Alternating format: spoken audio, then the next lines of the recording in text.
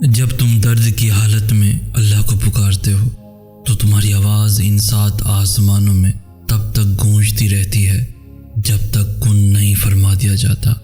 اللہ تو فرماتا ہے تم مجھے پکارو، میں تمہاری پکار کا جواب دوں گا، اور پھر وہ یہ بھی فرماتا ہے یقیناً اللہ کبھی اپنا وعدہ نہیں توڑتا، اور وہ تمہارے مقدر کو بدلنے کی گنجائش تب تک رکھتا ہے جب تک تمہاری دعائیں اس کی چوکھٹ پر بے بسی سے کھڑی رہتی ہیں۔ تم دعا کرتے ہوئے معجزوں کا یقین رکھو، پھر دیکھو دعا ختم ہوتے ہی معجزہ ہو جائے گا۔ دعائیں رد کرنے کے لیے اللہ مانگنے کا خیال تمہارے دل میں نہیں لاتا۔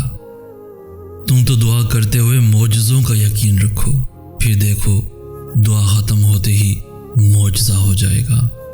وہ تو تم سے اتنی محبت کرتا ہے کہ وہ تمہیں آزمائش میں ڈالتا ہی تب ہے جب تم کسی ایسی چیز کی جانب بھاگتے ہو جو تمہارے لیے بری ہوتی ہے۔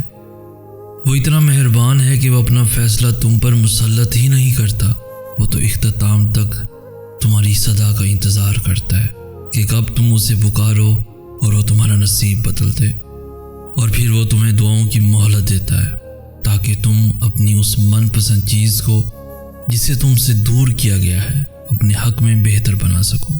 اس آزمائش کے بعد تمہارے لیے قبولیت کا وہ مقام ہے جہاں تمہیں مانگنے سے پہلے ہی عطا کر دیا جائے گا۔ جس نے اب تک سنبھالے رکھا ہے وہ آگے بھی تمہیں سنبھالے گا۔ جو وقت نے تم سے چھین لیا ہے اللہ تمہیں ہر وہ چیز واپس لوٹا دے گا۔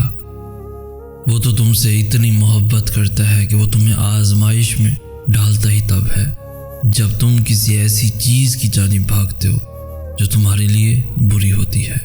جب اللہ تمہیں آزمائش کے اس مقام پر لے آتا ہے جہاں تمہارا صبر حد سے گزر جاتا ہے تب وہ تمہارے لیے ناممکن سے معجزے فرماتا ہے۔ اس آزمائش کے بعد تمہارے لیے قبولیت کا وہ مقام ہے جہاں تمہیں مانگنے سے پہلے ہی عطا کر دیا جائے گا۔ جیسے اس کی مصلحتیں سمجھنا تمہارے بس کی بات نہیں، بالکل ویسے ہی اس نے تمہاری مدد کے وسیلے بھی وہاں سے بنا رکھے ہیں جو تمہاری سوچ سے باہر ہیں۔ یقین رکھو اللہ کی تعبیریں ہمارے دیکھے ہوئے خوابوں سے بہت بہتر ہوتی ہیں۔ پھر یہ مت دیکھو کہ تمہارے بس میں کیا ہے، بلکہ یہ دیکھو کہ جس سے مانگ رہے ہو اس کے بس میں کیا نہیں ہے۔ اور جب تمہاری نیت صاف ہوتی ہے اور تم کسی کام کو کرنے کی ٹھان لیتے ہو تو کائنات کی ساری طاقتیں متحرک ہو جاتی ہیں، اور پھر اللہ خود تمہاری مدد کرتا ہے۔ جس نے یہ زخم دیا ہے وہی اس پہ مرہم بھی لگائے گا، اور اللہ سے مدد مانگ کر کبھی بھی کوئی بے یار و مددگار نہیں رہا۔ وہ تمہاری ان جاگتی ہوئی آنکھوں میں ایسی دلکش نیند اتارے گا کہ پھر تمہاری کوئی بھی رات نیند سے خالی نہ ہوگی۔ وہ جانتا ہے کہ تم تک تمہاری پسند کو پہنچانا کب بہتر ہے۔ جو تمہیں دیری لگ رہی ہے وہ اصل میں تمہاری جلد بازی ہوتی ہے۔ اللہ تمہیں جلد ہی اس طرف سے آزاد کر دے گا جس کی تکلیف تمہیں کہیں چین نہیں لینے دیتی۔ اللہ تمہیں اس سے بھر کر عطا کرے گا جو تم چاہتے ہو، وہ اسی کو تمہارے حق میں بہتر بنا دے گا جو تم مانگتے ہو۔ صبر مشکل ہے، بہت مشکل ہے، لیکن اس کا صلہ بے حد خوبصورت ہے۔ ابھی نہ صحیح مگر تمہاری دعاؤں کا جواب جب بھی آئے گا کن سے خالی نہیں آئے گا۔ وہ اگر درد ایسا دیتا ہے کہ ساری رات آنکھ نہ لگ سکے تو وہ سویرا بھی پھر ایسا دیتا ہے جو ان آنکھوں کو ٹھنڈا کر دے۔ تم اس کے لیے نیند ترک کر کے آؤ تو کیسے ممکن ہے کہ وہ تمہاری دعاؤں کو رد کر دے؟ اگر اس نے تمہیں اپنے لیے منتخب کر لیا ہے تو جان رکھو کہ اس نے تمہاری رضا کو اپنی رضا کے لیے چن لیا ہے، تو پھر تم اس کی جانب واپس لوٹ جاؤ، وہ تمہاری جانب ہر چیز واپس لے آئے گا۔ وہ جو چاند کو روشنی سے بھر کر آسمان کو ستاروں سے سجا دیتا ہے وہ تمہیں بھی ایسے سکون سے بھر دے گا کہ پھر کوئی درد تمہیں نہ ستا سکے گا۔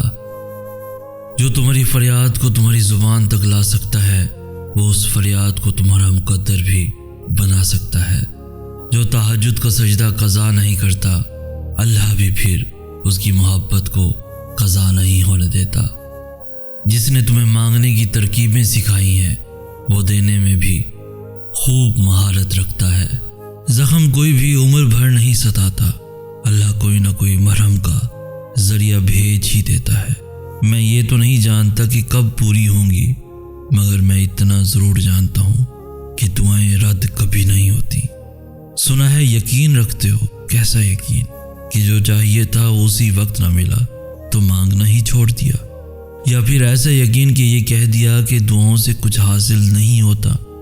یقین یہ تھوڑی ہے کہ جب مانگا ہے تب ہی ملے، یقین تو یہ ہے کہ دعاؤں کا سلسلہ یہ سوچ کر جاری رکھا جائے کہ جب اللہ چاہے گا تب ملے گا، پھر دیکھنا سب ملے گا اور ضرور ملے گا۔ تہجد کا آغاز انسان سے تو ہو سکتا ہے، مگر اختتام صرف اللہ ہے۔ دل میں اٹھتی ہوئی مسلسل تکلیف جب رات بھر جگائے رکھتی ہے تو روح کی بے چینی اللہ کے روبرو لا کر کھڑا کر دیتی ہے۔ پھر کچھ درد سنایا جاتا ہے اور دعا کے لیے بے جان ہاتھوں کو اٹھایا جاتا ہے۔ جب سارا غبار باہر نکل آتا ہے تو سکون کی عجیب سی کیفیت طاری ہو جاتی ہے، جیسے سارے دکھ کسی نے اپنے اندر جذب کر کے روح کو آزاد کر دیا ہو۔ اللہ سے کی گئی وہ ایک ملاقات، وہ ایک گفتگو ساری الجھنیں سلجھا دیتی ہیں۔ پھر مجازی دکھ نہیں بلکہ حقیقی محبت سونے نہیں دیتی۔ پھر رات کی نیند اچھی نہیں لگتی، پھر بس اللہ سے ملنے کی طلب رہتی ہے۔ پھر دنیا کی خواہشیں ختم ہو جاتی ہیں اور عرش والے کی لت لگ جاتی ہے۔ تم ہزاروں نیکیاں کر لو اور اپنی اچھائی کی دلیلیں دیتے رہو، مگر ایک دفعہ جو اگر خطا کر دی تو یہ تمہاری ہر اچھائی پر پانی پھیر دیں گے۔ کبھی سوچا ہے کہ کیا ہیں یہ لوگ؟ کبھی خود سے سوال کرو کہ کیا خدا ہیں یہ لوگ؟ اور فرض کرو تم انہیں منا بھی لیتے ہو تو کب تک یہ تمہارا ساتھ دیں گے؟ یہ آج ہیں اور کل نہیں۔ اختتام میں تمہارے پاس تمہاری ذات کے علاوہ تو کچھ بھی نہ ہوگا۔ تو بتاؤ پھر اگر تم خود ہی روٹھ گئے خود سے تو کیا پلٹ کر تھامیں گے تمہیں یہ لوگ جو تمہیں چین سے جینے نہیں دیتے؟ تمہیں لگتا ہے تمہارے مرنے پہ روئیں گے یہ لوگ؟ چھوڑ دو پھر اس بات کی فکر کہ کیا کہیں گے یہ لوگ۔ اپنے لیے جیو۔ خدا بننے کا بھلے لاکھ دعویٰ کریں مگر خدا نہ بن پائیں گے یہ لوگ۔ تمہارا کسی سے مقابلہ نہیں ہے، تمہیں کسی سے نہیں خود سے آگے نکلنا ہے۔ تم آزاد ہو، خدا را اب خود کو بھی آزاد کر دو۔